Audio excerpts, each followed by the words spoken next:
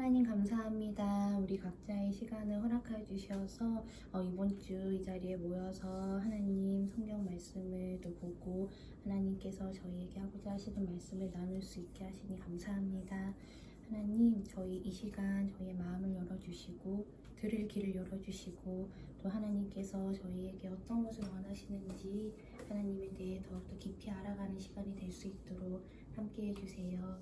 이 시간 귀히 여기며 또 귀한 동역자를 주시는 이 공동체에 주시는 너무나 감사합니다.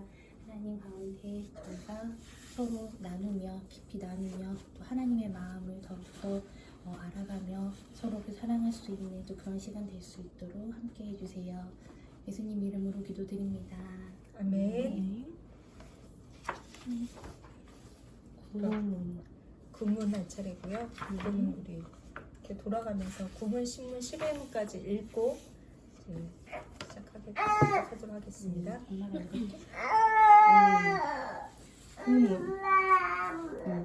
하나님께서 사람이 행할 수 없는 것을 그의 율법에서 요구하신다면 이것은 부당한 일이 아닙니까? 답. 아닙니다. 하나님은 사람이 행할 수 있도록 창조하셨으나 사람은 마귀의 꿰매 빠져 고의로 불순종하였고 그 결과 자기 자신뿐 아니라 그의 모든 후손도 하나님의 그러한 선물들을 상실하게 되었습니다. 네, 이거에 대한 성경 말씀 한번 읽고 넘어갈게요. 하나님은 사람이 행할 수 있도록 창조하셨으나, 이게 창세기 1장 27절, 하나님이 자기 형상, 곧 하나님의 형상대로 사람을 창조하시되 남자와 여자를 창조하시고, 창세기 2장 16절에서 17절, 여호와 하나님이 그 사람에게 명하여 가라사대 동산 각종 나무의 실과는 내가 임의로 먹되 선악을 알게 하는 나무의 실과는 먹지 말라. 내가 먹는 날에는 정령 죽으리라 하시니라. 그리고 고의로 불순종하였고, 이에 대한 성경 구절입니다. 창세기 3장 4절에서 6절 13절 말씀. 뱀이 여자에게 이르되 너희가 결코 죽지 아니하리라. 너희가 그것을 먹는 날에는 너희 눈이 밝아 하나님과 같이 되어 선악을 알 줄을 하나님이 아심이니라. 여자가 그 나무를 본즉 먹음직도 하고 보암직도 하고 지혜롭게 할 만큼 탐스럽기도 한 나무인지라. 여자가 그 실과를 따먹고 자기와 함께한 남편에게도 주매 그도 먹은지라. 여호와 하나님이 여자에게 이르시되 내가 어찌하여 이렇게 하였느냐. 여자가 가로되 뱀이 나를 꿰므로 내가 먹었나이다. 요한복음 8장 44절. 너희는 너희 아비 마귀에게 났으니 너희 아비의 욕심을 너희도 행하고자 하느니라. 저는 처음부터 살인한 자요 진리가 그 속에 없으므로 진리에 서지 못하고 거짓을 말할 때마다 제 것으로 말하나니 이는 저가 거짓말장이요 거짓의 아비가 되었습니다. 디모데전서 2장 13절에서 14절 말씀입니다. 이는 아담이 먼저 지음을 받고 이와가 그 후며 아담이 꾀임을 보지 아니하고 여자가 꾀임을 보아 죄에 빠졌음이니라. 그리고 세 번째, 그 결과 자기 자신뿐 아니라 그의 모든 후손도 하나님의 그러한 선물들을 상실하게 되었습니다. 에 대한 성경 구절 로마서 5장 12절입니다. 이러므로 한 사람으로 말미암아 죄가 세상에 들어오고 죄로 말미암아 사망이 왔나니 이와 같이 모든 사람이 죄를 지었으므로 사망이 모든 사람에게 이르렀느니라. 신문 읽어주세요. 신문. 하나님께서는 그러한 불순종과 반역을 형벌하지 않고 지나치시겠습니까? 답. 결코 그렇지 않습니다. 하나님께서는 원죄와 자범죄 모두에 대해 심히 진노하셔서 그 죄들을 이 세상에서 그리고 영원히 의로운 심판으로 형벌하실 것입니다. 하나님께서는 누구든지 율법책에 기록된 대로 온갖 일을 항상 행하지 아니하는 자는 저주 아래 있는 자라. 갈라디아서 3장 10절 고 선언하셨습니다. 네, 4번, 5번에 대한 성경 말씀 좀 읽어주세요. 외로운 심판으로 형벌하실 것입니다. 창세기 2장 17절 선악을 알게 하는 나무의 실과는 먹지 말라. 내가 먹는 날에는 정령 죽으리라 하시니라. 출애굽기 20장 5절 그것들에게 절하지 말며 그것들을 섬기지 말라. 나 여호와 너의 하나님은 질투하는 하나님인즉 나를 미워하는 자의 죄를 갚되 아비로부터 아들에게로 3, 4대까지 이르게 하거니와. 출애굽기 34장 7절 인자를 1000대까지 베풀며 악과 과실과 죄를 용서하나 형벌받은 자는 결단코 면제하지 않고 아비의 악을 자여손 3, 4대까지 보응하니라. 시편 5장 4절에서 5절 주는 죄악을 기뻐하는 신이 아니시니 악이 주와 함께 유하지 못하며 오만한 자가 주의 목전에 서지 못하리니라. 주는 모든 행악자를 미워하시며 많구나. 시편 7장 11절에서 13절 하나님은 의로우신 재판장이시며 매일 분노하시는 하나님이시로다. 사람이 회개치 아니하면 저가 그 칼을 가르시며 그 활을 이미 당기어 예비하셨도다. 죽일 기계를 또한 예비하시며 그 만든 살은 화전이로다. 나훔 1장 2절 여호와는 투기하시며 보복하시는 하나님이시니라. 여호와는 보복하시며 진노하시되 자기를 거스리는 자에게 보복하시며 자기를 대적하는 자에게 진노를 품으시며. 로마서 1장 18절 하나님의 진노가 불의로 진리를 막는 사람들의 모든 경건치 않음과 불의에 대하여 하늘로 쫓아 나타나나니. 로마서 5장 12절 이러므로 한 사람으로 말미암아 죄가 세상에 들어오고 죄로 말미암아 사망이 왔나니 이와 같이 모든 사람이 죄를 지었으므로 사망이 모든 사람에게 이르렀느니라. 에베소서 5장 6절 누구든지 헛된 말로 너희를 속이지 못하게 하라. 이를 인하여 하나님의 진노가 불순종의 아들들에게 임하나니.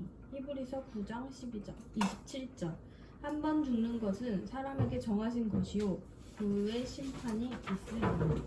5번 누구든지 율법책에 기록된 대로 온갖 일을 항상 행하지 않는 자는 저주 아래 있는 자라고 선언하셨습니다. 신명기 27장 26절 이 율법의 모든 말씀을 실행치 아니하는 자는 저주를 받을 것이라 할 것이요 모든 백성은 아멘 할지니라. 11문 읽어주세요. 11문 그러나 하나님은 또한 자비하신 분이 아닙니까? 답 하나님은 참으로 자비하신 분이나 동시에 의로우신 분입니다. 죄는 하나님의 지극히 높으신 어미를 거슬러 짓는 것이므로 하나님의 공의는 이 죄에 대해 최고의 형벌, 곧 몸과 영혼의 영원한 형벌을 내릴 것을 요구합니다. 네, 6번, 7번, 8번에 대한 성경 말씀 여기 나와 있습니다. 네. 6번 먼저 읽어주시고요. 6번 하나님은 참으로 자비하신 분이나. 출애굽기 20장 6절 나를 사랑하고 내 계명을 지키는 자에게는 1000대까지 은혜를 베푸느니라. 출애굽기 34장 6절 7절 여호와께서 그의 앞으로 지나시며 반포하시되 여호와로라 여호와로라 자비롭고 은혜롭고 노하기를 더디하고 인자와 진실이 많은 하나님이로라. 인자를 1000대까지 베풀며 악과 과실과 죄를 용서하나 형벌받을 자는 결단코 면제하지 않고 아비의 악을 자여손 3, 4대까지 보응하리라. 7번 동시에 의로우신 분입니다. 출애굽기 20장 5절 그것들에게 절하지 말며 그것들을 섬기지 말라. 나 여호와 너의 하나님은 질투하는 하나님인즉 나를 미워하는 자의 죄를 갚되 아비로부터 아들에게로 3, 4대까지 이르게 하거니와. 출애굽기 20장 23장 7절 거짓 일을 멀리하며 무죄한 자와 의로운 자를 죽이지 말라. 나는 악인을 의롭다 하지 아니하겠노라. 신명기 7장 9절에서 11절 그런즉 너는 알라. 오직 내 하나님 여호와는 하나님이시요 신실하신 하나님이시라. 그를 사랑하고 그 계명을 지키는 자에게는 1000대까지 그 언약을 이행하시며 인애를 베푸시되 그를 미워하는 자에게는 당장에 보응하여 멸하시나니 여호와는 자기를 미워하는 자에게 지체하지 아니하시고 당장에 그에게 보응하시느니라. 그런즉 너는 오늘날 내가 내게 명하는 명령과 규례와 법도를 지켜 행할지니라. 히브리서 10장 30, 31절 말씀. 원수 갚는 것이 내게 있으니 내가 갚으리라 하시고 또 다시 주께서 그의 백성을 심판하리라 말씀하신 것을 우리가 아노니 살아계신 하나님의 손에 빠져 들어가는 것이 무서울진저. 8번. 하나님의 공의는 이 죄에 대해 최고의 형벌, 곧 몸과 영혼에 영원한 형벌을 내릴 것을 요구합니다. 나훔 1장 2, 3절. 여호와는 투기하시며 보복하시는 하나님이시라. 여호와는 보복하시며 진노하시되 자기를 거스리는 자에게 보복하시며 자기를 대적하는 자에게 진노를 품으시며 여호와는 노하기를 더디하시며 권능이 크시며 죄인을 결코 사하지 아니하시느니라. 여호와의 길은 회오리 바람과 광풍에 있고 구름은 그 발에 티끌이로다. 마태복음 25장 45, 46절. 이에 임금이 대답하여 가라사대 내가 진실로 너희에게 이르노니 이 지극히 작은 자 하나에게 하지 아니한 것이 곧 내게 하지 아니한 것이니라 하시리니 저희는 영벌에 의인들은 영생에 들어가리라 하시니라. 데살로니가 후서 1장 8, 9절. 하나님을 모르는 자들과 우리 주 예수의 복음을 복종치 않는 자들에게 형벌을 주시리니 이런 자들이 주의 얼굴과 그의 힘의 영광을 떠나 영원한 멸망의 형벌을 받으리로다. 네, 구문, 신문, 11문 전체적으로 말씀하시는 게 하나님의 어떠하심에 대해서 말씀해 주시는데 그 하나님의 영원한 속성 중에서도 자비로우시고 또 공의로우시고 자비로우시지만 형벌을 내리시는 그런 어떤 뭐라고 할까요? 여기 나온 것처럼 의로우시고 지극히 높으신 어미에 대해서 말씀하시는데요. 그렇다면 진노를 내리시는 하나님이 불의하시냐에 대해서 한번 읽어보도록 하겠습니다. 하나님께서 사람을 본래 선하게 창조하셨는데 왜 타락하게 되었을까요? 혹시 율법이 너무 어려워서 지킬 수 없었던 것은 아닐까요? 애초에 지킬 수도 없는 율법을 주면서 지키라고 하셨다면 하나님은 인간을 부당하게 대우하신 것은 아닐까요? 이것이 바로 구문이 제기하는 의문입니다. 여기에 대해서 요리문답은 하나님께서 인간이 율법을 지킬 수 있도록 창조하셨다고 답을 하면서 그가 사단의 유혹에 빠져 고의로 불순종함으로 자신뿐만 아니라 후손들까지 하나님의 율법을 지킬 수 있는 은사를 잃게 되었다고 가르칩니다. 여전히 의문은 남습니다. 아담은 그렇다고 치더라도 아담 안에서 태어난 우리는 율법을 지킬 수 없으니 그것이 우리에게 무슨 소용이 있는가? 율법을 지킬 수 없는 우리에게 율법을 지키라고 요구하시는 하나님은 불의한 것이 아닌가? 사실 이것도 대단히 어려운 질문입니다. 그래서 정의란 무엇인가? 고대 교회에 펠리기우스라는 이단이 있었습니다. 그는 하나님께서 율법을 우리에게 요구하시는 것은 우리가 지킬 수 있기 때문이라고 주장하였습니다. 그게 아니라면 하나님은 불의한 분이 될 수밖에 없다고 그는 생각한 것입니다. 반면에 우리 신앙의 선배들은 하나님께서 우리에게 율법을 요구하시는 것은 우리가 그것을 지킬 수 있기 때문이 아니라고 주장하였습니다. 하나님은 율법을 통해 자신의 뜻이 무엇인지를 분명히 드러내기를 원하셨는데 이것은 우리가 그것을 지킬 수 있는가의 여부와는 상관이 없다고 생각한 것입니다. 즉, 우리의 능력과 상관없이 율법은 하나님의 의를 드러내며 이것이 율법의 가장 중요한 본질입니다. 우리가 하나님의 의로우신가 불의하신가를 판단할 때의 기준은 우리가 그 명령을 지킬 수 있는가 없는가가 아니라 그 율법 자체의 요구가 의로움과 그렇지 않은가가 되어야 합니다. 군대에서 고참이 졸병에게 돈 1,000원을 주며 이런 말을 합니다. 야, 라면 2개, 통닭 1마리, 사이다 1병 사와라. 그리고 거스름돈 500원 꼭 챙겨와라. 누가 보아도 불의한 명령입니다. 만약 하나님이 인간에게 너희들도 걸어만 다니지 말고 새처럼 날아다니고 물고기처럼 바닷속에서 살아야 한다 라고 명령했다면 그것은 부당한 명령입니다. 앞에 고참의 경우에 5만 원을 주고 명령을 했다면 그것은 불의한 명령이 아닐 것입니다. 하나님도 인간에게 날개를 달아주고 아가미를 만들어준 뒤에 그런 명령을 하셨다면 괜찮았을 것입니다. 하지만 어떤 일에 필요한 능력은 주지 않고 그 일을 하라고 요구하는 것은 누가 보아도 불의할 것입니다. 그러나 조금 다른 성격의 명령이 있습니다. 어떤 하인이 주인에게 1억 원을 빌렸다고 칩시다. 그런데 그 돈을 흥청망청 다 써버려서 알거지가 되었습니다. 기한이 되어서 이제 돈을 갚아야 하지만 종은 10원도 갚을 능력이 없습니다. 주인은 자기 종이 돈을 못 갚는다는 것을 압니다. 자, 그렇다면 주인이 갚으라고 말을 해서는 안 되는 것일까요? 갚으라고 말을 합니다. 그렇게 함으로써 주인은 종에게 자신이 그 돈을 받겠다는 뜻을 보이고 종에게 그 돈을 갚을 책무가 있다는 것을 알리는 것이지요.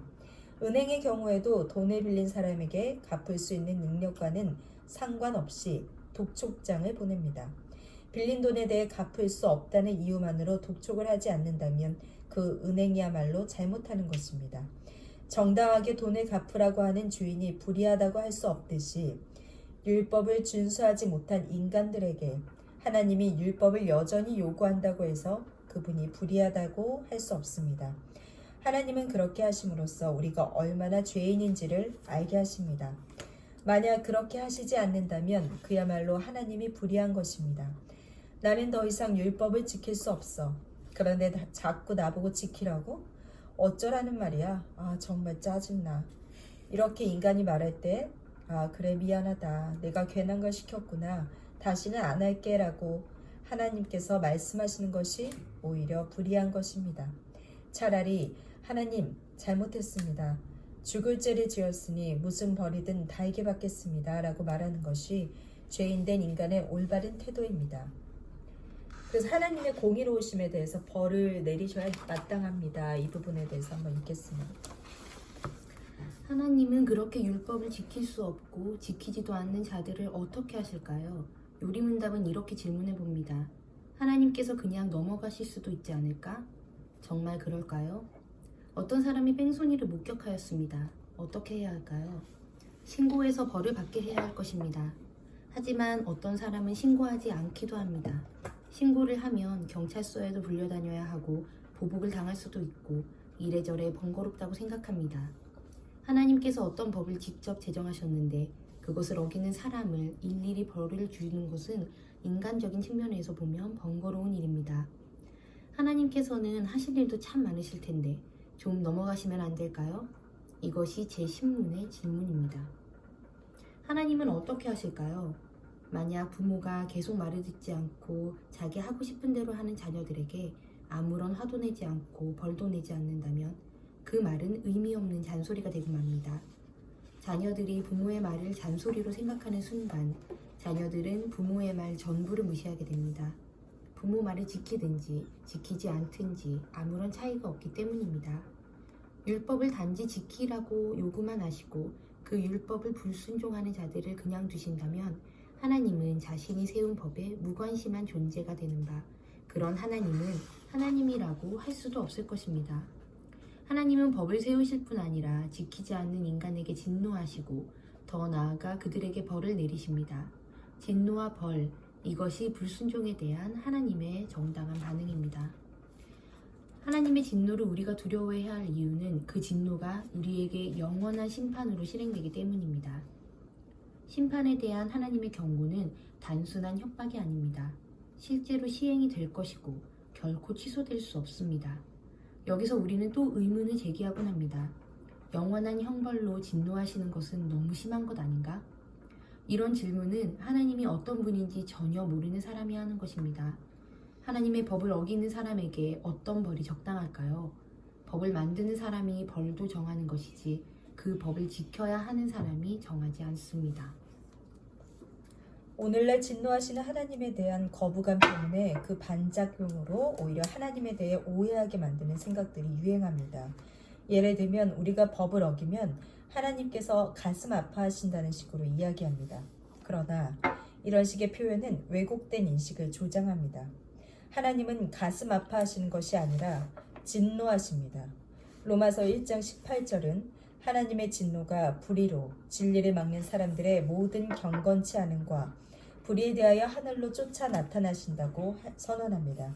하나님은 인간의 불순종에 대해서 두 가지 방식으로, 예를 들면 이 세상에서는 여러 가지 재난으로 자기의 진노를 나타내시고 마지막 날에는 최종적으로 영원한 벌로 진노를 나타내십니다.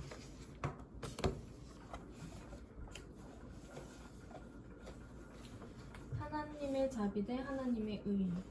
요리문답 제11문은 마지막으로 이렇게 질문합니다. 물론 하나님께서 의로우신 분이시고 그것 때문에 불순종하는 사람들에게 형벌을 내리시지만 하나님은 또한 자비로우신 분이 아닌가? 하나님의 자비로 그냥 죄인들을 용서하실 수 없는가? 사실 이것은 역사적으로 많은 논쟁이 있었던 질문이기도 합니다. 특히 이 질문은 하나님의 전능성과 관련하여 논쟁이 되었습니다. 하나님은 모든 것을 하실 수 있으니 죄인들을 벌하지 않고 마음만 먹으면 그냥 용서하실 수 없겠는가?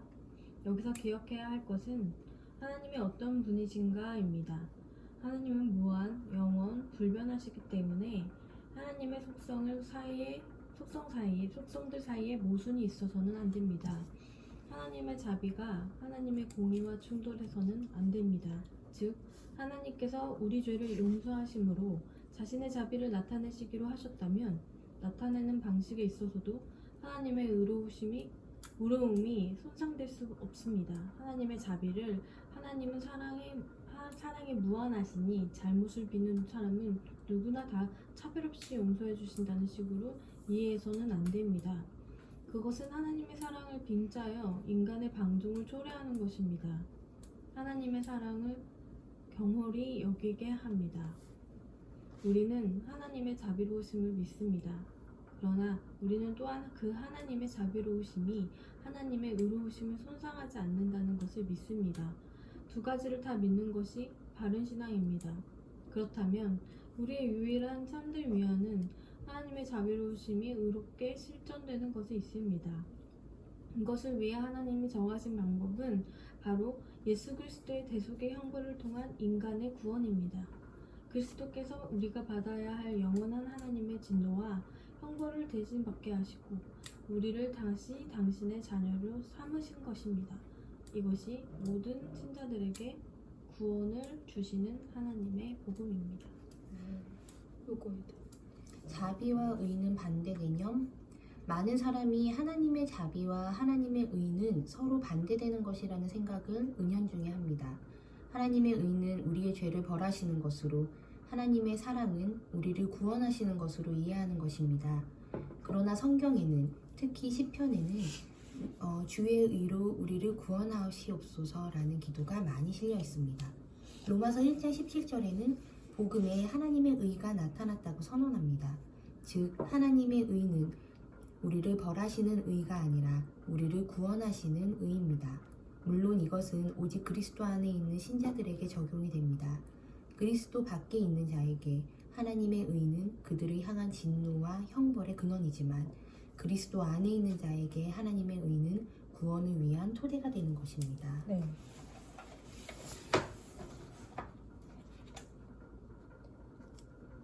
로마서 12장을 읽어보고 원죄가 무엇인지 알아봅시다 라고 하시거든요. 로마서 12장 5장 12절 제가 읽을게요.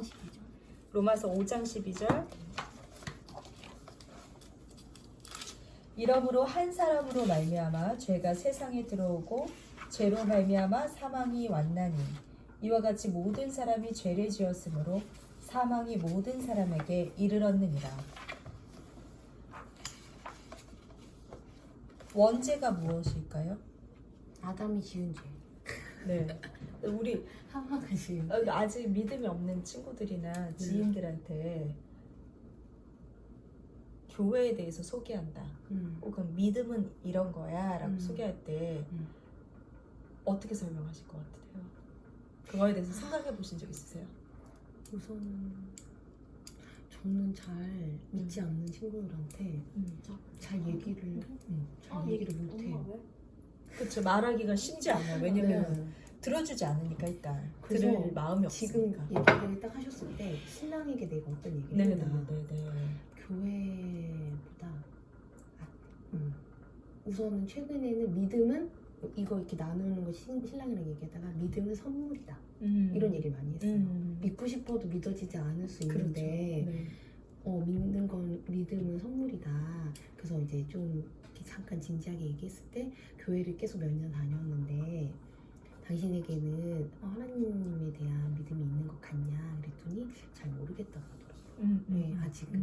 그래서 교회를 가고 그 교회 분위기가 이제 뭐 옛날 막 처음만큼 그렇게 어색하지 않고 자기도 어느 정도 적응을 하고 그러긴 하지만 그래서 말씀 궁금하지 않아? 나 공부 많이 했는데? 이렇게 얘기하고 뭐 죽으면 천국 갈 것 같아? 아직 잘 모르겠대요. 그래서 그래 믿음을 선물로 달라고 기도하고 있다 이런 얘기를 했는데 교회 같은 경우는 최근에 코로나가 엄청 그러잖아요. 그렇죠. 그 교회라는 건물에서 이제 우리가 같이 모여서 예배를 드린다는 게 지금 신랑 뭐 저도 저보다는 저는 가도 괜찮은데 신랑이 좀 꺼려해요. 그게 이제 같이 모여서 교제를 하고 찬양을 하고 이런 거니까 다른 뭐 아울렛이나 어디 놀러 가서 사람들이 많이 스쳐 지나가는 것보다 전염이 될 가능성이 더 많고 그리고 혹여나 그렇게 전염이 됐다 만약에 그러면 교회나 이런 데 가서 그렇게 됐다 하면 자기 회사에도 너무 안 되고 그렇게 해서 교회에 대해서 계속 이렇게 약간 하지 말라 그랬는데 왜 했냐 이렇게 약간 욕먹을 그렇게 되면은 안 된다는 생각도 들어서 신랑도 꺼리니까 이제 저도 그냥 안 가고 있는데 근데 교회는 건물이 아니다. 교회는 믿는 사람들이 모인 그 공동체 사실 그게 교회다. 사람이 교회다. 그런 얘기는 했어요. 귀한 말씀 전해주셨네요. 네. 근데 그거를 이제 아예 안 믿는 친구들한테는 사실 막 담대한 얘기 좀 잘 못하겠어요. 네, 약간. 그리고 그랬죠. 안 믿는 사람들? 믿지 않는 사람이거나 믿는데 아직 교회도 간 적 있고 하지만 잘 몰라. 믿는다는 거가 뭔지에 대해서 잘 모르는 사람. 교회에 갔던 사람들은 사실 보지 그 사람의 행동. 난 그런 시선을 느낀 것 같아. 본인을 바라보는 시선. 그치. 나도 교회 다녀봤어. 다 알지. 근데 만약에 내가 그 사람과 행동을 했을 때 어떤 관계를 맺을 때 그래서 나의 어떤 행동이 그 사람한테 영향이 미칠 수밖에 없는 거지. 믿지 않는 사람들도 마찬가지고. 근데 그게 나한테는 굉장히 어려웠던 거인 것 같아. 내가 이제 음악적인 일을 하면서 굉장히 타락하는 행동을 할 수 있어야 잘 어울릴 수 있는 그런 건데 거기서 너무 유별나게 안 된다라고 얘기를 했을 때 참 외롭고 좁은 길을 가는 느낌이고 내가 뭔가 이렇게 도태당하는 느낌도 들고 뭔가 은근히 뭔가 나를 원리하는 느낌이 들지만 그 누구보다 그 자리에 참석해서 잘 놀고 그렇게 하지만 행동은 구별되게 언젠가는 알겠지? 라고 하는 그런 담대함이 나에게는 어려웠지만 그래서 나한테는 뭐 이렇게 말하면 웃길 수도 있고 그래서 그냥 나를 좀 따르는 동생들이 있는 것 같아. 음악하는 그게 굉장히 어려웠던 부분이고 어쩔 때는 가족들도 그렇게 썩 응원하지 않았던 왜냐면 조금만 세상과 타협하면 훨씬 더 살기 쉽고 훨씬 더 돈도 잘 벌 수 있고 이런 것들이 외로웠던 것 같아. 그러면서 느낀 건 예수님은 더 외로웠겠다. 이런 거를 느낄 수 있지. 왜냐면 그래서 나는 좀 더 예전에는 어렸을 때는 그냥 교회 나가자 막 이런 식으로 끌고 오기도 하고 그런 식으로 했지만 이렇게 점점 나이를 한 살 한 살 먹어갈 때는 그냥 내 평소에 관계 맺었을 때의 행동 내가 그거를 첫 번째로 지금 가까이서 하고 있는 건 아저씨거든. 근데 이번에 아저씨가 오셨을 때 오늘교회 찬양이 너무 세팅이 좋았던 거야. 그러니까 그 찬양 셋 리스트가 온라인으로 예배 같이 드렸어? 근데 어느 정도였냐면 이 찬양을 너무 부르고 싶은데 그게 싹싹 나와. 내가 언니가 아니구나. 내가 좋다고 더 원합니다라는 그게 일본 선교사부터 뭐 하는데 내가 그 노래를 듣고 뭐 꼬맹이가 뭐 예수 아이시마스 아이시마스 고고노사 사이 막 이러면서 시작해 그 노래가. 근데 그 사실 일본어를 내가 이렇게 일본의 그 발음을 그렇게 좋아하는 편은 아닌데 처음으로 듣고 되게 은혜 받았던 노래야. 근데 그거를 더 원합니다가 나오는 거야.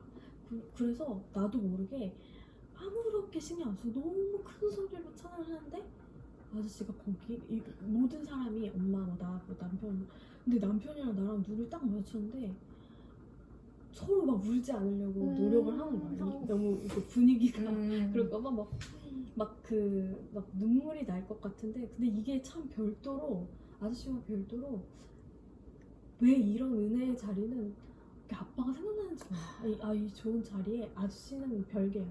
그냥 있었으면 근데 그거를 남편도 똑같이 느꼈던 거야. 그리고 그러면서도 이 자리가 되게 감사하고 그래서 아저씨가 그 첫 번째 기도 장로님이 하실 때는 그냥 이렇게 보시다가 마지막에 목사님이 나오셔서 축도할 때는 처음으로 손을 딱 잡고 기도하시면서 그 예배 후에 산책 나갔을 때 엄마한테 그런 얘기를 하실 때 자기가 이제 중장비 하시는 분인데 성교 나중에 엄마랑 나가서 교회 할 때 이게 필요하지 않냐 그런 걸 하고 싶다고 엄마한테 처음으로 고백을 한 거야. 원래는 예배 시간에 맞춰서 우리 맞아 산책 나간다고 그랬잖아. 산책 나거든.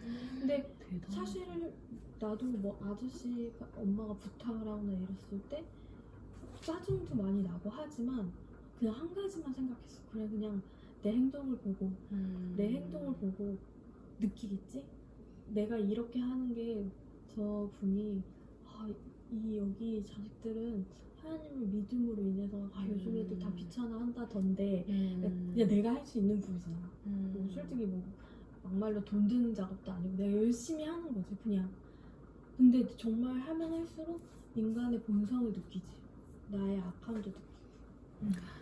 정말 살아있는 진짜 간증이네요. 살아있는 가정 교회였어. 그래서 제가 이 질문을 왜 했냐면 아까도 얘기했지만 우리 어릴 때는 그냥 친한 친구야 우리 교회 가자 이러면서 교회 갔다 같이 맛있는 밥 먹고 영화 보고 막 이런 식으로 어떤 뭐랄까 친구와의 교제의 연장선에 도구로 사용된 적도 있었고 또 나 예수 만나면 너 복 받아 너희 가족이 잘 될 수 있어 뭐 이런 식으로 그 사람이 듣기에 좋은 말들로 이렇게 말하기도 하고 우리가 교회 오게 하기 위해서 이렇게 유도를 하잖아요. 뭐 설교도 또 그렇게 하시는 목사님들도 있고 근데 정확히 우리의 원죄에 대해서 먼저 설명이 들어가야 된다고 생각을 하는 거죠. 그래서 마지막에 고백했듯이 그렇게 열심히 내가 헌신하고 섬기지만 나의 악한 모습을 보는 것 또한 이걸로 설명이 되는 거예요. 그러니까 교회라는 곳이 완벽하게 세팅된 사람들이 와서 윤리 도덕적으로 착한 행실을 하는 사람들이 모여있는 곳이 아니잖아요. 다 똑같은 하나님 관점에서 봤을 때 믿는 자나 믿지 않는 자나 다 똑같은 선상에서의 그런 위치에 재성을 가지고 있는 인간들. 그러나 예수 그리스도를 믿음으로써 우리가 새 사람을 되어가고 있다라는 그 성화의 과정 가운데 있다라는 것을 알려줘야 된다고 생각해요. 그래서 첫 번째는 이 원죄가 무엇인지에 대해서 우리가 정확히 알아야 하고 그것을 기독교의 믿음은 이것부터 시작이 돼. 하나님의 사랑을 얘기하기 전에 하나님의 어떤 자비로우심을 얘기하기 전에 이 아담으로부터 시작된 원죄에 대해서 설명이 꼭 들어가야 합니다. 그렇다면 두 번째, 자범죄의 특징에 대해서 서로 이야기해 볼게요. 마태복음 15장 19절입니다. 이게 아마 나라가 섞인 거예요. 근데 지금 여기 말씀은 안 나와 있죠? 우리가 찾아야 되죠? 여기 있어요. 나라 건 있었고 제 건 있었어요. 그래요? 마태복음 15장 19절 마음에서 나오는 것은 악한 생각과 살인과 간음과 음란과 도적질과 거짓 증거와 해방이니 자범죄는 그 마음에서 나오는 것이다. 갈라디아서 5장 19절에서 21절 육체의 일은 현저하니 곧 음행과 더러운 것과 호색과 우상 숭배와 술수와 원수를 맺는 것과 분쟁과 시기와 분냄과 당 짓는 것과 불리함과 이단과 투기와 술 취함과 방탕함과 또 그와 같은 것들이라. 전에 너희에게 경계한 것 같이 경계하노니 이런 일을 하는 자들은 하나님의 나라를 유업으로 받지 못할 것이요 마음에서 나온 범죄는 육체의 일을 만든다. 곧 여러 가지 죄악으로 표출되며 행동으로 드러나게 된다. 야고보서 1장 14절에서 15절. 오직 각 사람이 시험을 받는 것은 자기 욕심에 끌려 미혹됨이니 욕심이 잉태한즉 죄를 낳고 죄가 장성한즉 사망을 낳느니라. 결국 그 자범죄의 원인은 욕심인데 이는 사람을 사망으로 이끄는 결과를 낳게 된다. 이 구절들을 정리해서 자범죄의 특징을 이야기한다면 그 원인은 인간의 욕심이며 인간의 마음에서 나와서 육체의 행위로 드러나고 사망에 이르도록 이끄는 것이다. 이 구절들 읽어보니까 자범죄라는 것 여러 가지 것들이 생각이 나는데 혹시 고백할 만한 일들이 있을까요?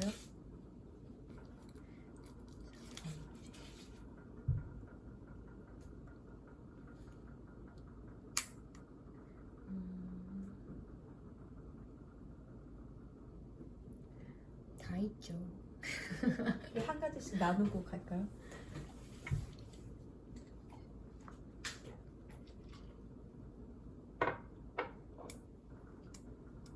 제가 작년에 그 마음이 일어났던 게 되게 신기하긴 한데 제가 그 아이 낳으면서 잠깐 일을 하고 근데 그 일을 나는 이 일을 꼭 해야 돼 이런 생각은 아니었고 아이 키우면서 그냥 좀 배부른 소리일 수도 있지만 휴식차 일을 할 수 있다면 일을 하고 또 즐겁게 또 내가 전문적으로 할 수 있는 일이니까 해야지 이 정도의 생각이었는데 작년에는 뭔가 어디에 꼭 소속이 돼가지고 뭔가 새로 나는 꼭 이뤄내야 되고 그 이뤄내야 되는 그 목적에 당위성을 내가 계속 부여하면서 그것을 고집했던 적이 있어요. 그리고 그 일을 내가 성취를 해야 되는 것에 있어서 남편에게 그 당위성을 계속 설명했어요. 근데 남편이 저한테 너가 결국에는 그 일을 하려고 하는 너 마음의 깊숙한 곳을 한번 들여다봐라. 결국에는 너 자신이 있을 거다라는 얘기를 했거든요. 근데 그때는 당최 이해가 가지 않았어. 뭔 소리야. 내가 지금 애들 다 키워놓고 다시 내 자리 잡겠다는데 그게 왜 나 자신만을 위한 일이야? 이런 식으로 그때 어떤 내가 했던 생각들이나 행동들 그것을 추구하는 내용들에 있어서 이거는 당연히 내가 취해야 할 것이고 그런 식으로 생각을 했어요.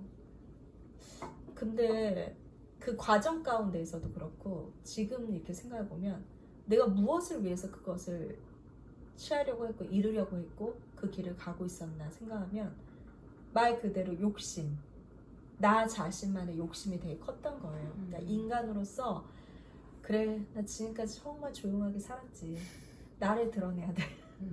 난 그럴 만한 사람이고 얼마든지 충분히 그럴 자격이 있어. 그 업계에서 유명해질 수 있고 누구보다 더 잘 방송할 수 있어. 그런 자만심이 굉장히 컸고 그리고 그렇게 해서 나를 드러내 보이고 싶었던 마음이 되게 컸던 것 같아요. 그러니까 연락하지 않는 친구들 또 비즈니스적으로 함께했던 동료들 그들에게 난 아직 살아있어. 나는 너네보다 쉬었지만 너네만큼 나는 그걸 입증해낼 수 있는 인물이야. 이거를 입증해내고 싶었고 또 많은 사람들에게 인정받고 싶었고 또 내 아이들에게 엄마는 이런 엄마야. 세상 가운데서도 이렇게 영향력 있는 사람이야. 이거를 보이고 싶었고 그렇게 함으로써 내가 돈을 벌어서 내 삶을 쟁취하고 영위하고 아주 잘 내 입으로 하겠다는 거야. 결국에는. 그게 굉장히 컸어요. 근데 그 생각이라는 게 너무 무서운 게 지지난주에도 제가 그 얘기했잖아요. 그냥 하나님께서 이렇게 편하게 주시고 가게 하시는데 하나님 없어도 저 할 수 있을 것 같아요. 그냥 하나님이 나 그런 재능 주셨잖아요. 저 한번 해볼게요. 그래 한번 해보자 하고 이렇게 유기되어 있는 상태도 주시는 것 같다고 그 얘기를 했었잖아요. 그럼으로써 그 안에서 넘어지고 또 당하지 말아야 될 일들도 당하고 또 행하지 말아야 될 일들도 행하게 되고 그런 과정들이 있었거든요. 근데 거기에 하나님은 빠져 계셨던 것 같아요. 저의 생각도 또 하나님의 인도하심에 있어서도 좀 유기된 상태로 있지 않았나. 그게 아니라면 내가 이 정도까지 행할 수 있었을까? 라는 생각을 하게 돼요. 그래서 여기서 얘기했듯이 자범죄, 나로 인해서 나의 욕심, 그게 내 마음에서 나와서 육체의 행위로 드러나는 것. 그래서 말씀을 보면 부디 내 마음을 지키라고 말씀하시거든요. 내가 하나님께 붙들려 있고 이 말씀, 이 진리의 말씀을 붙들고 내 마음을 지키면서 살았나?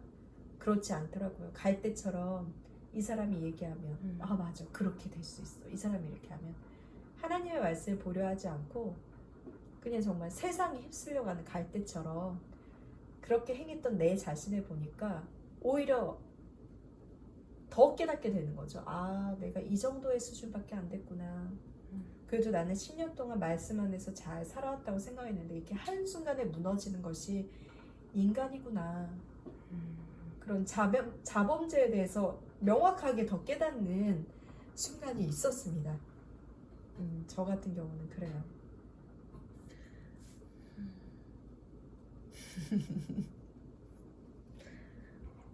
근데 전 언니 얘기 들으면서 좀 궁금하고 약간 그런 게 아니야 이것도 인간의 생각이겠죠?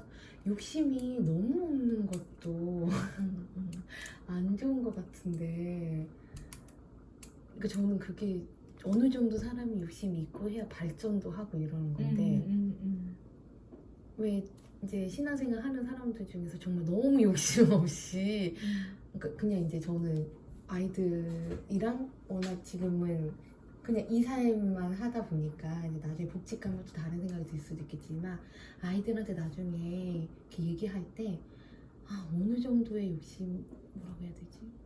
동기부여가 될 정도의 욕심은 이렇게 가르쳐줘야 되는데 너무 욕심을 부리지 말라고 할 수도 없고 저는 이렇게 이야기해요. 아이들한테 하나님께서 특별한 계시와 일반 계시를 주셨다. 네, 특별한 계시는 이 말씀이고 일반 계시는 우리가 학습하는 내용 혹은 너희가 가진 직업적인 내용 여러 가지 세상만사 일어나는 일들이 일반 계시 안에 포함되는데요. 우리가 일반 계시가 우선이 되면 흐트러질 수 있다. 그래서 저 아이들 지금 한창 공부할 나이잖아요.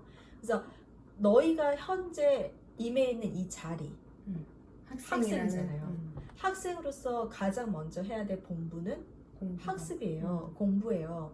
그 시간에 뭐 놀 때도 있고 뭐 여러 가지 있지만 우선순위는 학습인데 이 우선순위 또한 말씀을 제치고는 아니라는 거죠. 왜냐하면 말씀이 바로 들어가서 이 분별할 수 있는 능력이 있어야 본인이 동기부여가 되고 내가 하나님께서 나라는 사람을 이 세상에 태어나게 하시고 하나님이 택정하신 백성으로서 이 삶을 살아가고 있는데 그 안에서 열심을 하나님께서 주세요. 하나님께서 허락하시고 또 너의 필요에 너를 재능을 주셨고 그 안에서 쓰임받게 지으셨단 말이에요. 근데 이 말씀을 모르면 하나님의 영광을 어떻게 드릴 것인가가 동기부여 자체가 잘못될 수 있다는 거죠. 왜곡될 수 있어요. 그러나 우리가 학습 이전에 제일 먼저 1순위는 이 진리의 말씀이 이 아이에게 바로 들어가는 게 먼저라는 거예요. 그래서 아이들한테 공부 잘하는 게 지금 중요한 것이 아니라 말씀을 먼저 배우고 그 사모함을 마음을 가지고 공부할 때도 아 하나님 제가 이렇게 공부하는 내용이 하나님께 바르게 쓰임받길 바랍니다. 이게 순서라는 거죠. 또 욕심내지 마 이게 아니라 이 특별한 말씀 바로 알고 그 안에서 하나님께서 내신 법칙 안에서 우리가 하나님께서 24시간을 주셨고 일주일이라는 시간을 주셨는데 그 24시간을 하나님 앞에서 선용되게 사용할 줄 알아야 되잖아요. 게으르고 그냥 막 방탕하게 살고 욕심내지 이거는 너무 다른 얘기거든요. 네, 하나님 앞에서 우리가 행위로 드러날 때 성실하고 하나님의 맡기신 바 학생이라면 그 본분을 다하고 나에게 이런 분량을 주셨으면 그 성실이 임하는 게 열심이잖아요. 그래서 알아가고 깨달아가고 아, 하나님이 이런 내용도 일반 계시 안에서 넣어두셨구나. 정말 아줌마라면 생선 한 마리 사러 갈 때 그냥 무제한 속에 가는 것이 아니라 어떤 것이 고등어 한 마리 사더라도 어떤 것이 신선하고 신선하지 않은 거 구분하는 방법을 알아야 되잖아요. 그것 또한 이 모든 말씀 가운데 있어요. 우리가 이제 잘 모를 뿐이지. 그런데 아까 우리 갈라디아서 말씀 읽을 때 보면 육체의 일은 현저하니 곧 음행과 더러운 것과 호색과 우상숭배와 술수와 원수를 맺는 것과 분쟁과 시기와 분냄과 당짓는 것과 불리함과 이단과 투기와 술취함과 방탕함 그와 같은 것이라. 이제 어렵게 말들이 써 있지만 우리 인간으로 드러낼 수 있는 것들이 너무 많아요. 뭐 순간적으로 뭐 예를 들어서 우리가 놀이터에 나갔어. 애들이 막 놀게 하는데 순간적으로 어떤 애가 약간 얄미운 행동을 하면 불쑥 미움이 튀어나와서 쟤랑 놀게 하지 말아야겠다라든가 저 가족하고는 조금 당분간 시간을 두고 생각해야겠다 뭐 이런 식으로 우리는 계속 미움과 시기, 질투, 분쟁 그리고 분리 이런 것들을 계속 생각한단 말이에요. 그게 인간이고 그것이 어디로부터 왔는가? 원죄로부터 왔고 그로 인해서 우리가 자범죄, 우리가 짓는 자범죄, 우리 마음으로 짓는 죄들이 매일매일 일어나요. 네네. 그래서 우리 자신이 어디로부터 왔는지 깨닫지 못하면 바로 이해할 수 없다는 거죠. 네. 하지만 하나님께서는 우리를 선하게 창조하셨지만 우리의 선조의 아담 이후로 타락한 인생을 살게 되었잖아요.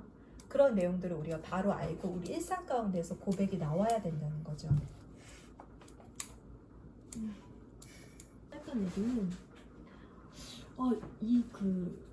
우리가 이제 믿는 사람으로서 그 타인부터 볼 게 아니라 그렇지. 가족에서부터의 일어나는 이 일들을 속에서 과연 하나님이 나한테 어떤 태도를 원하실까? 자, 상황은 변하지 않아. 상대방은 변하지 않아. 내가 지금 계속 봐야 될 사람들 가운데서 나의 순종과 나의 욕심 버리는 것만 원하시는가? 나는 계속 분노가 올 때도 있는데 이게 어려운 거지. 내가 정말 이 말씀을 하면서 내가 그 2박 3일 쉬러 와서 내가 아파트가 그 벽지 도배가 그 에어컨이 잘못돼서 얘한테 얘기했잖아. 벽지가 물이 들었어. 막 일들이 겹쳤어. 그래서 내가 하루는 점심 저녁도 스킵하고 잠만 자고 너무 스트레스 받았어.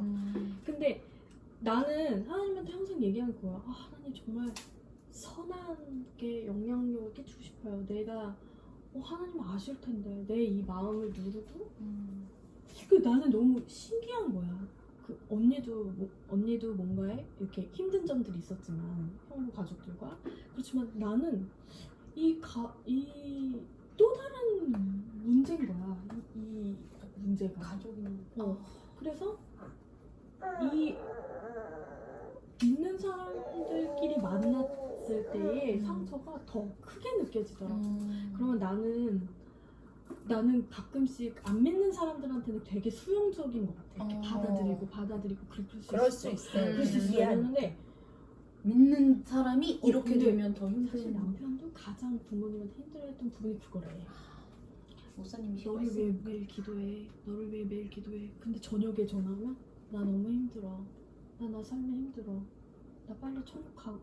이런 죽음에 대한 거를 자식이 가슴 아프게 만드는 그 말 한마디가 어떻게 해야 되는지 모르겠던 거야. 근데 우리 엄마는 그래서 내가 말씀이 참 중요하다고 생각해. 우리 엄마는 토요일마다 말씀을 들어가. 근데 그때 이후로 엄마가 내가 우리 2주에 한 번씩 참 말씀을 나눠서 너무 좋은 시간인 것 같아 라고 하는데 어머니는 아무 말도 안 해.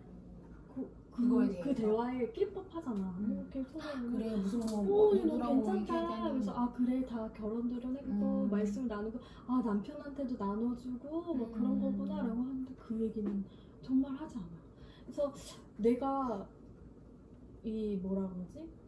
근본적인 것까지 생각하면 나는 왜 결혼을 했는가에서부터 도달해야 되지만 내가 지금 이 말씀을 나누면서 들었던 생각은 내가 버릴 수 있는 것까지는 다 버려보자. 근데 말씀을 들어가면 사람이 사실 버려지게 돼. 찾게 되잖아. 내가 버리지 못했던 거를. 그래서 수용이 어느 정도 되더라고. 예전에 내가 언니한테 너무 힘든 것 같아. 얘 힘듦은 없어. 근데 앞으로의 그 끊이지 않는 이 말씀으로서 살아갈 수밖에 없음이 삶 속에서 너무 와닿는 거지.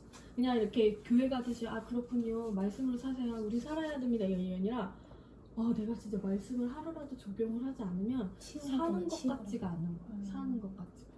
내가 그거를 내가 2박 3일 동안 보면서 양가 감정은 있어. 참으로 불쌍하다. 나도 저렇게 될 수 있겠지? 남편이 없다면. 언니가 그 19년도에 한순간의 욕심으로 인해서 다른 생각을 하는 기간이 있듯이 나도 그 순간들이 올 수 있을 것 같은 거야. 그래서 내가 하나님이 나한테 이 얘기를 또 하시는 거 보면 더 버리라고 하시는 말씀일 수도 있겠지. 나는 그래서 이제 타인은 바꾸는 거는 내버려두고 불가능하죠. 불가능하고 그 욕심도 있었나 봐. 믿는 사람이니까 바뀌어야지. 뭐 이런 게 있었나 봐. 근데 그러나 내 마음밭이 정말 건강해진다면 뭐든 괜찮지 않을까라는 생각도 들어. 내 마음밭이 진짜 여기 뭐 언니 아까 말했던 것처럼 말씀에 나온 것처럼 마음을 지키라고 한 것처럼 내 마음을 많이 지켜주고 내 마음이 되게 튼튼해진다면 어느 누가 뭐라는 얘기를 하고 내 기준에 어긋날지언정 내가 받아들일 수 있지 않을까라는 걸 생각해. 내가 남편한테도 고백했어. 내가 말씀을 나누니까 사실 어머님이 그런 행동을 보여도 예전처럼 막 설거지하도 생각나지 않고 그렇지는 않는다.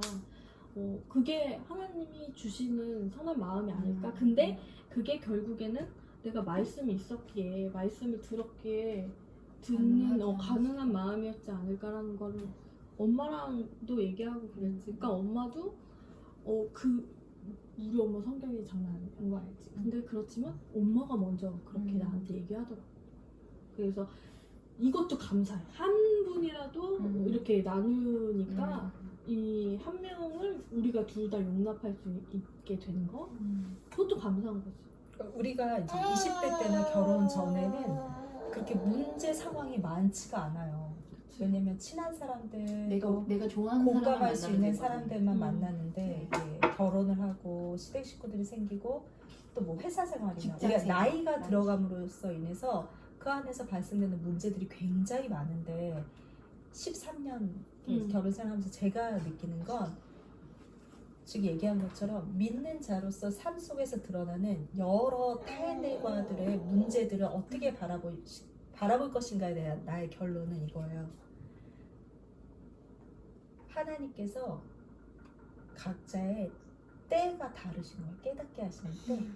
그래 나와 같지 않아요. 그리고 내가 제일 착각해서 지냈던 게 믿음의 가정에 시집 오고 믿음의 시아버지 밑에서 너무 잘 배우고 그들과 함께 하니까 난 늘 믿음 안에 있다고 생각했는데 마음을 지키고 있다고 생각했는데 그렇지 않은 거예요. 인간이기 때문에 그냥 순간순간 나로 돌아와요. 새 사람이 된 거 완료형이 아닌 거예요. 지금 진행형이에요. 되어가고 있어요. 죽는 그날까지 되어가고 있어요. 그래서 타인이 어떻게 되기를 바라는 거 무의미한 거고 각자의 때가 다르고 다만 내가 기도할 것은 하나님 우리가 이렇게 각자의 자리에서 주님의 진리의 말씀을 깨닫기를 간구합니다. 그래서 각 사람이 그 각 자리에서 새 사람 되어서 하루하루 거듭나서 매일매일이 어제보다 나은 주님께 영광 돌릴 수 있는 그 기쁨을 만끽하는 자들로 서가게 해주세요. 그게 저의 기도 제목이 됐어요. 이렇게 두 가지고 그리고 오늘 아침에 아이들하고 사무엘상 18장을 읽었습니다. 거기에서 제가 느낀 거는 뭐냐면요. 이제 하나님께서 사울의 마음에서 떠나셨어요. 그리고 악신을 넣어서 계속 악한 마음을 갖게 하는 거예요. 사울을. 그래서 다윗을 처음에는 굉장히 사랑했지만 다윗의 그 하프 연주로 인해서 첫 번째 악신이 떠나갔다고 하거든요. 근데 다윗을 죽이려고 하는 마음이 생기는 거예요. 근데 우리가 착한 행실을 하거나 우리의 섬김이거나 또 내가 느끼기에도 나 진짜 저 사람 진짜 내가 위해 주는 거다. 이거 내가 진짜 배려하는 거다. 하지만 우리 마음의 동기가 어디에 있는가는 나조차도 순간적으로 깨닫지 못할 때가 있어요. 하지만 우리의 행실은 선한 것으로 보이지만 우리의 마음의 동기는 다를 때가 너무 많아요. 그런데 사울 왕도 마찬가지로 어떤 생각을 했냐면 자기의 첫째 딸과 결혼시키는 거예요. 그래서 블레셋 군대와 전쟁을 일으켜서 다윗이 죽기를 바라는 거예요. 하지만 말은 이렇게 하죠. 내가 너를 참으로 사랑하기 때문에 너가 나의 사위가 되었으면 좋겠다. 근데 첫 번째는 내가 당신의 사위가 될 이유가 없습니다 라고 거절해요. 근데 두 번째 딸 미갈이 그 다윗을 사랑해요. 그거를 사울이 알아채고 다시 권유해요. 그러면서 밑에 있는 신하들에게까지도 다윗에게 가서 왕과 결혼하는 것이 너에게 좋을 것이다 라고 이야기를 해라. 사람이 또 여러 사람이 얘기하면 귀 기울이게 되잖아요. 그래서 그런데 그때도 여전히 다윗은 이렇게 얘기해요. 나의 이 미천하고 가난한 자가 어떻게 왕과 이렇게 사이를 맺을 수 있느냐 그렇게 얘기했을 때 신하들이 하는 말이 사울 왕은 바라는 게 없으십니다. 다만 블레셋 군대에 가죽만 몇백 개만 가져와라. 그러니까 사울의 마음에는 너가 정말 내가 사랑스러운 사위 삼고 싶다라고 얘기하지만 전리품을 가져가기 위해서 블레셋 군대에 의해서 죽기를 바라는 거예요. 하지만 다윗에게 누가 함께 하시죠? 하나님께서 함께 하세요. 상대방의 동기가 어떻든 하나님께서 함께 해주시면 그렇게 일어나지 않는 거예요. 그래서 참 제가 하고 싶은 얘기는 우리가 로마서에도 얘기가 나와요. 악을 악으로 갚지 말고 악을 선으로 갚으라. 하나님께서 대신 일하십니다. 우리의 머리카락까지 세신 바 되시고 그 우리에게 원수가 된 사람이 있다면 그 또한 그 머리에 숯을 올리시는 분은 하나님이라고 하셨어요. 근데 우리는 항상 그걸 망각하고 내가 대적하려고 하고 내가 해결하고자 하는 데서 이제 어그러지는 경우가 많은데 우리가 말씀 다 배우면 아까 얘기했듯이 그 각자의 심령을 성령께서 붙들어 주시기를 기도하는 게 우리가 해야 할 일이라고 생각을 해요. 네. 하나님께서 다 통치하고 계시고 하나님께서 그 경륜 가운데서 인도하시고 있기 때문에 얼마나 감사해요. 그거를 이해하고 그거를 정말 내가 충분히 머리로 또 마음으로 느끼면 너무 감사한 거예요. 왜냐면 정말 예수 그리스도로 인치심으로 그 안에 우리를 서게 해주셨다는 거, 하나님의 성도로 우리가 선택받았다는 것이 그 무엇과도 바꿀 수 없는 복이구나라는 것을 고백하게 된다는 거죠. 네. 자, 그럼 다음에 성경 구절을 찾아서 요약하고 하나님 앞에 죄인의 결말은 어떻게 되는지 이야기해 봅시다. 이 부분은 간단하게 읽고 넘어갈게요. 시편 5장 4절 5절입니다. 주는 죄악을 기뻐하는 신이 아니시니 악이 주와 함께 유하지 못하며 오만한 자가 주의 목전에 서지 못하리이다. 주는 모든 행악자를 미워하시며 죄인은 하나님의 미움을 받게 되며 그분과 함께 거하지 못한다. 나훔 1장 2절 여호와는 투기하시며 보복하시는 하나님이시라. 여호와는 보복하시며 진노하시되 자기를 거스리는 자에게 보복하시며 자기를 대적하는 자에게 진노를 품으시며 하나님은 자기를 거스리는 자에게 반드시 보복하시는 분이시다. 피조물이 창조주에게 저항하고 거역한다는 것은 있을 수 없는 일이기 때문이다. 원죄와 자범죄의 결과로 인간을 기다리는 것은 하나님의 진노와 그로 말미암은 죽음뿐이다. 결론적으로 신문의 갈라디아서 3장 10절에서 이야기하는 저주 아래 있는 자라는 의미는 무엇일까요? 갈라디아서 3장 10절 누구든지 율법책에 기록된 대로 온갖 일을 항상 행하지 아니하는 자는 저주 아래 있는 자라. 아담이 창조되었을 때 그는 율법을 지킬 수 있는 능력을 가졌으나 하나님의 말씀을 거부하고 죄를 지은 후로 그 자손은 그 누구도 율법의 명령을 지킬 수 없는 존재가 되었다. 이는 모든 인류가 하나님과 원수가 되었으며 그 누구도 하나님의 저주를 피해 죽음에서 벗어날 수 없게 되었다는 의미이다. 모든 인류는 자기의 죄 때문에 저주받아 죽어야만 하는 운명을 가지게 되었다. 하나님은 의로우신 분입니다. 의로움의 특징이 어떤 것인지 마태복음 25장 46절을 읽고 두 가지로 이야기해 봅시다. 하나님의 의로우심, 마태복음 25장 46절입니다. 저희는 영벌에 의인들이 영성에 들어가리라 하시니라. 하나님의 의로우심의 특징은 첫 번째로 악인에게는 반드시 그 악에 상응하는 징계를 내리신다는 것이며 두 번째, 하나님의 말씀에 순종한 선인에게는 반드시 그 순종에 대해서 영생으로 갚으신다는 것이다. 죄에 대한 처벌만이 아니라 순종에 대한 보답도 정확히 주신다는 것이 하나님의 의로우심의 특징이다. 그래서 지금 제가 생각나는 것이 참 우리 기독교에 대해서 잘 모르시는 분이 이런 질문 하세요. 그렇다면 왜 하나님께서는 전쟁을 일으키시고 북한에 그런 체제를 두고 그렇게 굶기시고 그건 뭐예요? 이렇게 얘기하면 뭐라고 얘기하시겠어요? 나 그 질문을 내가 한 적이 있었던 거야. 네. 목사님이 딱히 명쾌한 답을 주시지는 못했지만 네. 그거는 목사님의 거기에 포인트는 그거는 우리가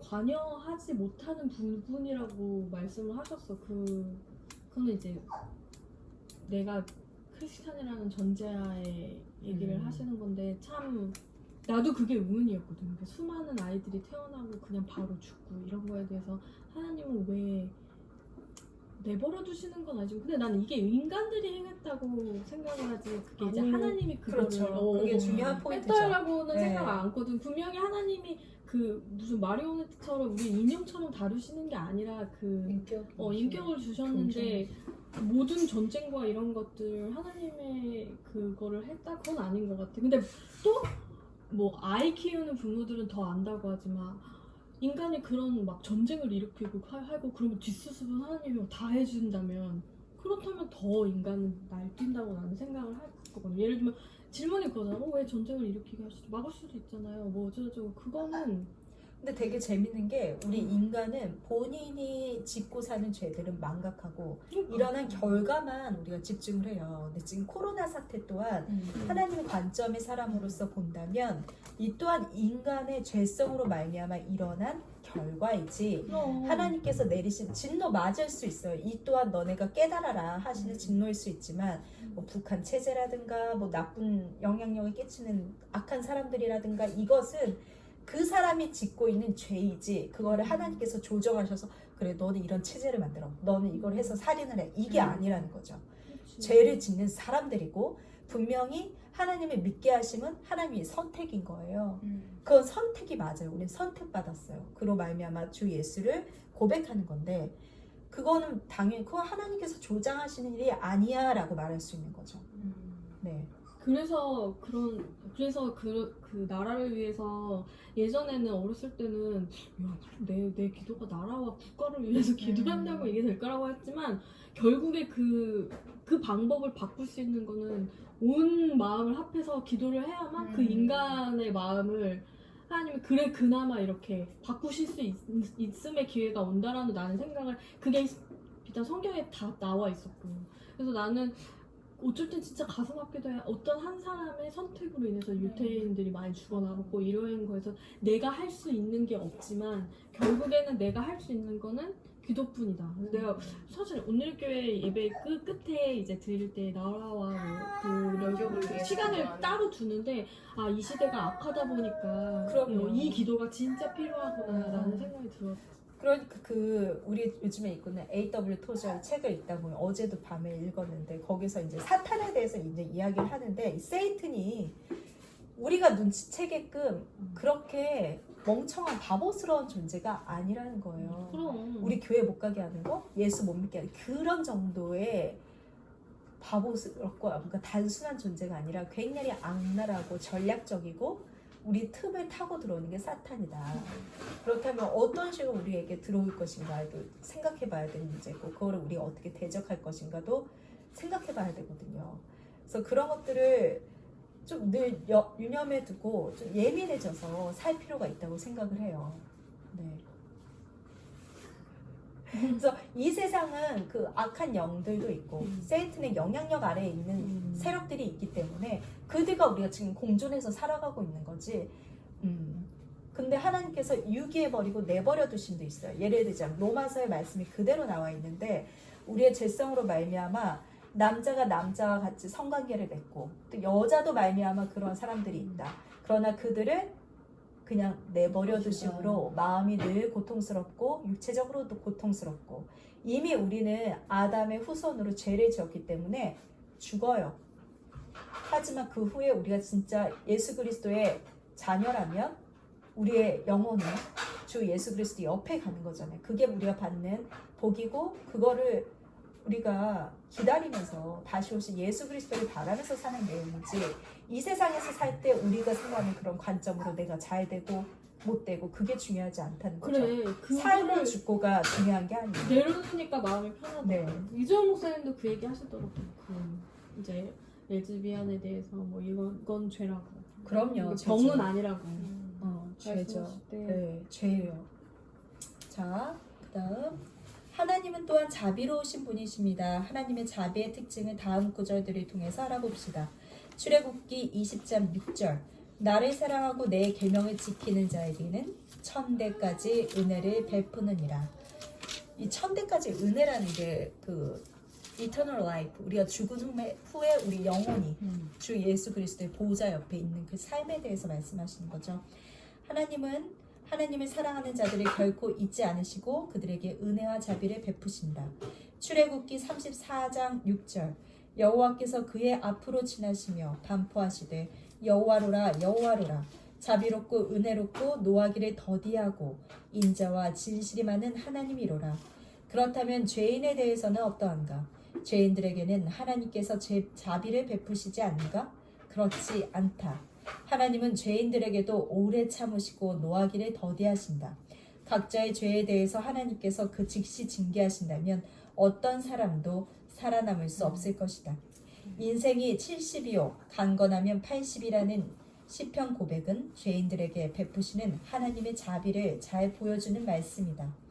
하나님의 자비는 반드시 죽어야 하는 인간을 죽음에 이르지 않게 보호하시며 생명으로 이끄는 은혜를 베푸십니다.